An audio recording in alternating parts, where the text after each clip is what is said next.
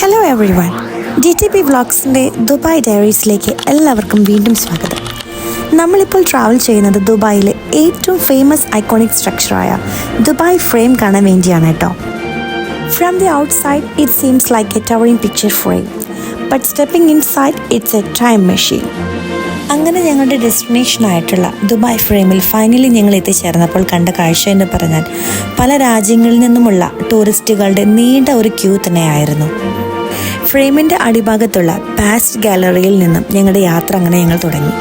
പഴയ ദുബായിയുടെ ജീവിതശൈലി, കച്ചവടം, കടൽക്കരയിലെ ജീവിതം എല്ലാം വളരെ അതിമനോഹരമായി തന്നെ അവിടെ അവതരിപ്പിച്ചിരിക്കുന്നുണ്ട്. ഇതിനു വേണ്ടി അവർ യൂസ് ചെയ്തിട്ടുള്ളത് multimedia graphics and presentations, 3D projections എന്നിവയാണ്.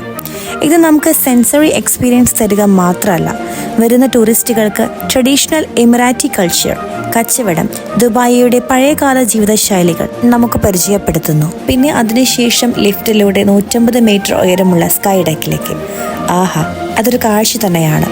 ഒരു വശത്ത് പഴയ ദുബായ്, ആ തനിമ, കല്ലുവീട്, ക്രീക്ക്. മറുവശത്ത് പുത്തൻ ദുബായ്, ബുർജ് ഖലീഫ, അത്യാധുനിക പാതകൾ.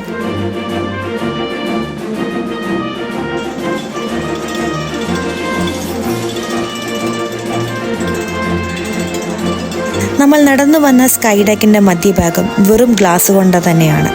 താഴേക്ക് നോക്കുമ്പോൾ കാലിടുന്നത് പോലെ തോന്നാം, അത്രയും വ്യക്തതയും അത്രയും ഉയരവും.